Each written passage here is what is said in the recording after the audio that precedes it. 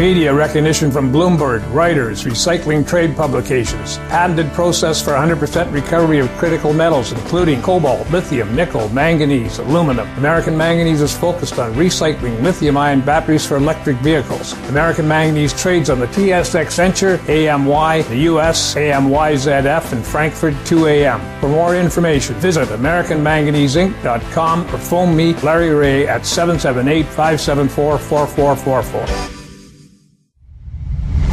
You're listening to HowStreet.com radio, available online at TalkDigitalNetwork.com.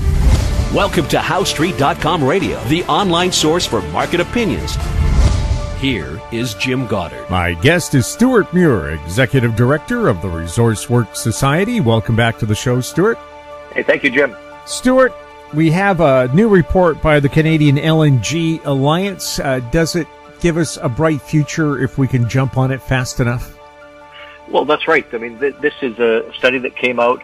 It shows that there could be between 2020 and 2064 the opportunity for investment into liquefied natural gas, averaging $11 billion a year, total $500 billion or half $500 billion over that period. That's really the rosiest scenario here. It would create almost 100,000 jobs a year. $6 billion in wages. So this report just came out from the Conference Board of Canada. It was done to look at a whole bunch of trends that we've been seeing develop over the last few years. Recently, there are some shifts in markets which seem to be more pandemic driven than necessarily permanent ones. And the authors of the study conclude that there is a significant upside here that will benefit Canada if we are able to get projects built, which of course is the real question. Can we get it done? Now, we have people still saying we shouldn't be fracking. Is fracking a problem? Well, fracking is a solution to our need for clean energy because it allows gas to be reached that is deep, deep underground that you can't get at any other way. You know, the days when we had so-called conventional gas, you just sort of drill a hole and out comes the gas with some complications maybe, but relatively simple. Those days are behind us. You know, that gas was accessible. It was close to the surface and we've used it. The next generation of gas is pretty much all going to be sourced using hydraulic fracking. And it's actually a very safe, high-tech method with a lot of control. It does, because it uses water processes, it sometimes creates, when the rock is broken, that's the fracturing part of it, it creates induced seismicity, not earthquakes. It's called sometimes in the headlines earthquakes, which is really a misnomer, but seismicity effects which are quite normal and manageable. Nevertheless, there's issues that have created, I think, a PR problem for fracking that is not really justified. So we have all this gas in BC. There's lots of gas in Alberta as well. And, you know, no one would question whether the supply is there. The questions are building the pipelines needed to move it. And secondly, building the export terminals, the LNG, giant refrigerators that cool down the gas so it can be literally poured onto ships and taken to market abroad in primarily Asian countries. That's where they need the cleaner alternative energy that LNG represents. So, you know, the basic dynamics of it are solid. And, you know, where we're seeing some issues right now, I think, are with project completion. You know, there are critics who've been taking a closer look at the Canadian LNG industry because we don't have a significant industry yet. There's I think one export terminal. It's very small. So really the industry is far from being mature. We have far more projects that have been put onto the drawing board and then scrubbed than we have ones that are actually underway towards being built. LNG Canada being the most prominent one that is in fact underway now.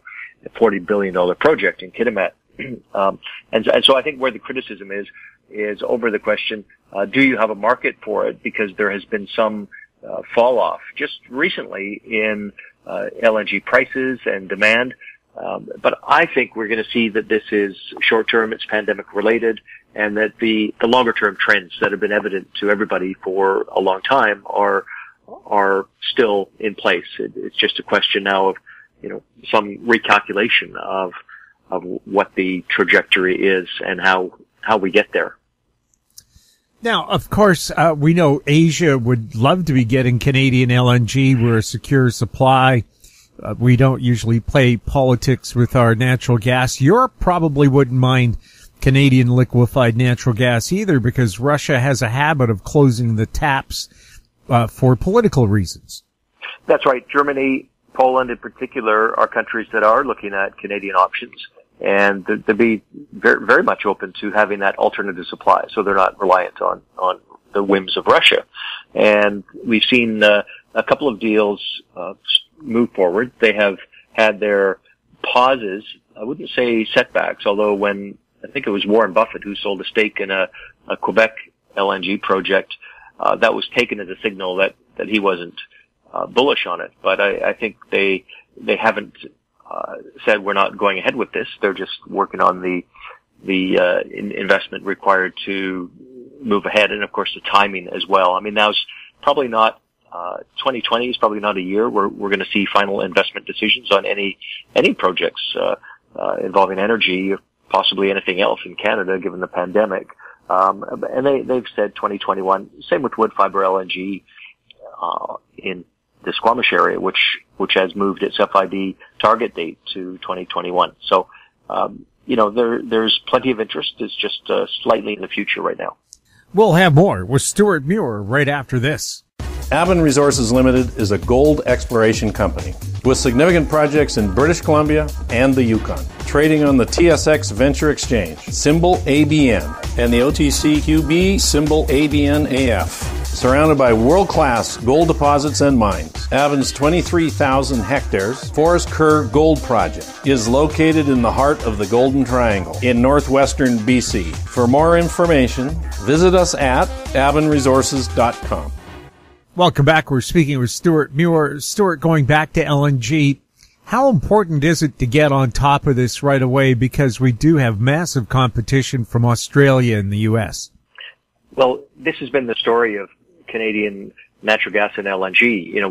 We saw the issue first arise when the United States adopted fracking in a huge way, resulting in a giant amount of growth in their oil and gas industry, and they became not totally self-sufficient, but they produced enough gas that the value of the gas that we were sending very profitably to the U.S. in the 90s and into the 2000s, suddenly the bottom fell out of that, and we were almost giving it away, which you can't, do over time. That's unsustainable. And so that's when the interest in around 2010, 2011 developed in stimulating an LNG industry. And we have the reference point. You go back to the post-war period, post-Second World War, when Canada decided, hey, we should have a pulp and paper industry. We've got forests, we've got sawmills, we've got wood chips, we can create this. And so they did. It was one of the most successful examples ever of a state-led industrial policy that created half a century of employment and GDP growth. So there's plenty of precedent for there being a sort of broad drift. And we saw in BC that the purpose of government to some extent on the industrial development and business side was to develop that opportunity, and that is what happened. And that's why we've got LNG Canada happening. Because of that, it definitely wouldn't have happened without a government that was willing. Where we've seen problems is, for example, the Pacific Northwest LNG project in Prince Rupert was approved. It was ready to go. The investors were ready to move ahead. Ottawa was behind it, and poof, it just vanished because they said of the location of a bridge that would be required, essentially a jetty type of suspension bridge to get the LNG out to the ship. So unfortunately, that giant project just never happened, and we've seen a number of other ones not happen. And this has fed the pessimism that Canada is a place right now that is able to make decisions on large investments.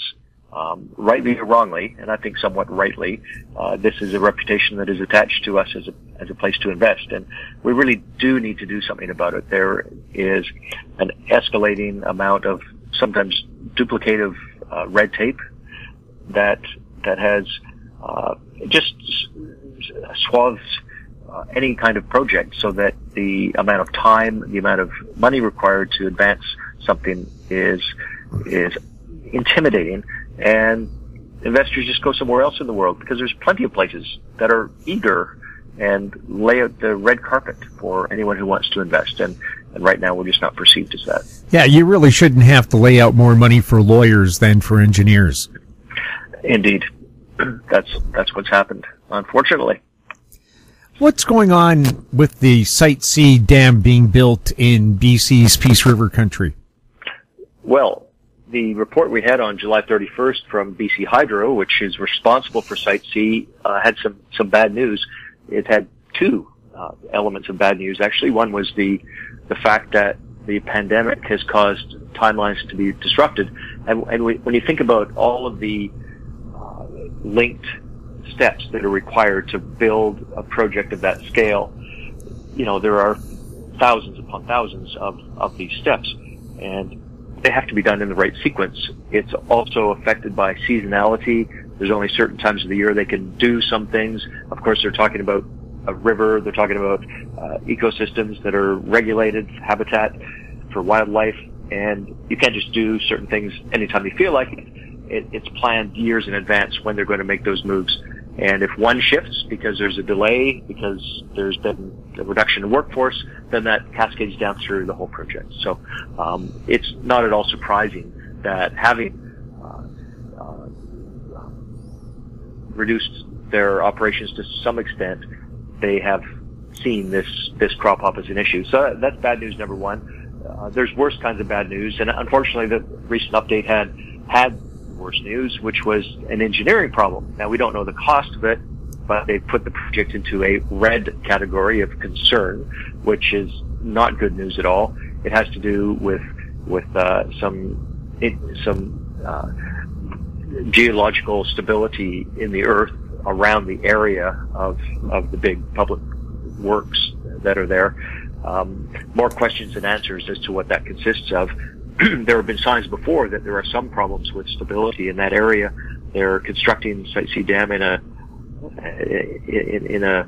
valley that would appear to have some challenging terrain there, and that's what this is about. So, on the other hand, they wouldn't be proceeding with a project that has been looked at for decades, that has been planned for 10 years, without having done due diligence on the area that they're building in. So one would hope that this is something they will be able to figure out, because we need green electricity in future. That's an absolute certainty, and we need lots and lots more of it. By some calculations, I've worked this out. We need the equivalent of 200 plus Site C dams to be built just for Canada over the next 30 years if we're to meet the targets. Now, of course, we can get green energy from other sources too, but big hydro, once it's going, is reliable, it's cost effective, very expensive up front, but over the long term it's cost effective, and it's green because it doesn't create emissions. Now, with those problems, this project's still going to go ahead, isn't it? There's been no indication at all that the project's not going ahead. There's, I think it's unthinkable. The BC government has made a commitment on it. The previous government was committed to it. There's broad consensus on the requirement for ultimately the product that has created the clean electricity from the project. So, yeah, there's nothing in the response that we saw last week in Victoria that would indicate any sort of vacillation on that front. We'll have more with Stewart Muir right after this. Engineer Gold Mines is focused on the exploration and development of the historic high-grade Engineer Gold Mine situated 32 kilometers southwest of Atlan, British Columbia. Engineer Gold Mines is fully permitted for surface and underground exploration, with the drill program now underway. Engineer Gold Mines Limited trades on the TSX Venture Exchange, symbol EAU. For more information, please visit us at engineergoldmines.com. Don't miss out. Stay informed. Receive the HowStreet.com weekly recap with thought-provoking podcasts, radio, and articles delivered to your inbox. Sign up for the HowStreet.com weekly recap on our homepage at HowStreet.com. Welcome back. We're speaking with Stewart Muir. Stewart, the BC government says by 2040 they want all vehicles sold in the province to be zero emission. How realistic is this? And can consumers afford it? And do we have the resources to support it? Yeah, those are all fascinating questions. The news hook here, Jim, is that last week we saw the BC government come up with regulations for the legislation that was passed a year ago. So it's not news that this is coming, this deadline of 2040 to have only zero emission light duty cars and trucks sold in BC. But we finally got some meat on the bones of how that's going to happen. But I think we're still getting our heads around it. I noticed in the news that the Mini made by BMW is now available in a all-electric version, which I think is probably going to be greeted with some excitement. I was looking at a cost comparison for a Tesla 3 and a Mercedes C-Class. The argument is that you will save money by driving a Tesla because over the life of the vehicle that you own it, you would pay, it's argued, $10,000 less, mainly because of the cost of not putting gasoline in your tank. That's the argument. In practice, if this is so good, how come there hasn't been a huge surge except when there's subsidies available to buy a car? I think that maybe points to consumer hesitation. People aren't ready. If you live in a place like BC and maybe you sometimes like to go to Kelowna in the winter and you're passing the Coquihalla, oftentimes for accidents, that happens all the time.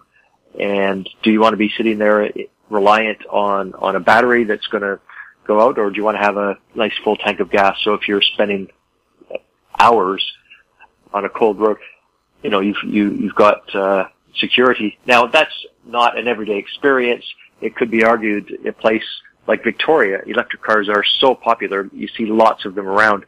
If people are just going to get their groceries, going to the doctor, their appointments, whatever it is, electric vehicle sounds like a great solution. So I think that will be probably where we see that, initial uptake, where people just, who never plan to take long road trips or challenging terrain at challenging times of the year, for those people, maybe more needs to be done to build their confidence that if this is indeed feasible as a certain solution, that it's going to work. But we hear about clean vehicles, zero emission, and everyone immediately goes to electric. But hydrogen is also going to be part of that as well. And the history of hydrogen is there was excitement, lots of excitement over it years ago, and then it sort of fizzled, but now it's making a comeback. There's a second wave of hydrogen as a vehicle fuel that we're going to hear about. And, 20 years is a long time in technology. It's only a dozen years that we've had the iPhone, and look how it has revolutionized the world. So in 20 years with the pace of technology, who knows what other options could be out there? I mean, certainly electric is just clearly going to be something there's a lot of investment in as major car makers continue to flood in there. So, but there's a whole other aspect to this, and that's what it means for a country like Canada that is endowed with an enormous amount of mineral potential, because you can't have electric cars without certain key resources that need to be found, extracted, shipped, and ultimately, put into production.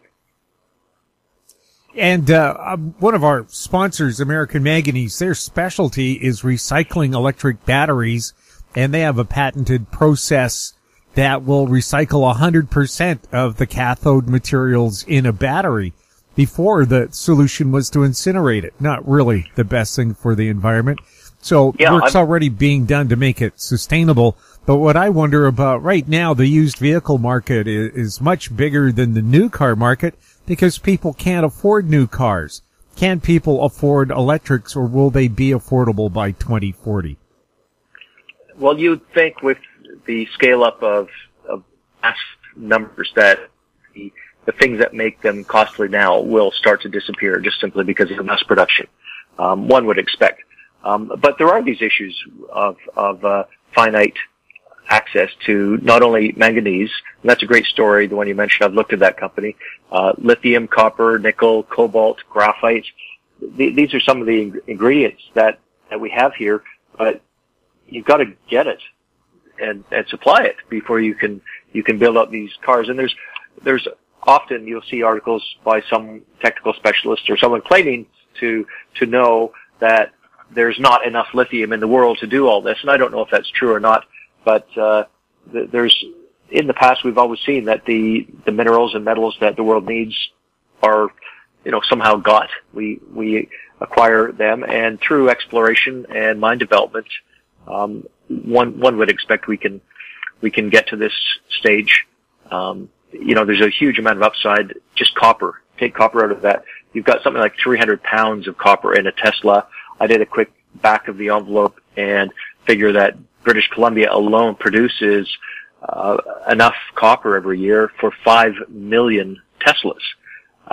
So right there, we as a province can be a supplier as long as mines can get built. And right now, the increasing regulatory weight and time requirements, the complexity of ensuring that First Nations people are a part of the opportunities that exist in ways that are acceptable in their culture and circumstances, and that we can attract the capital we need to be competitive, and the costs can be acceptable.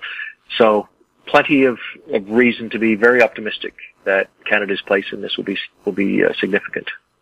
Stewart, thank you so much for chatting with us. Thank you, Jim.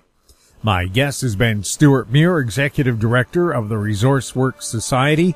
You can find him online at resourceworks.com. His Twitter handle at sjmuir. If you have any questions for Stewart, you can send them to info@howstreet.com. Our YouTube channel is Talk Digital Network. Find us on Twitter at HowStreet. We're also on Facebook. I'm Jim Goddard. Thank you for listening. Comments made on HowStreet.com radio are an expression of opinion only and should not be construed in any matter whatsoever as recommendations to buy or sell any financial instrument at any time. Available online at TalkDigitalNetwork.com. HowStreet.com radio is a production of HowStreet Media Incorporated.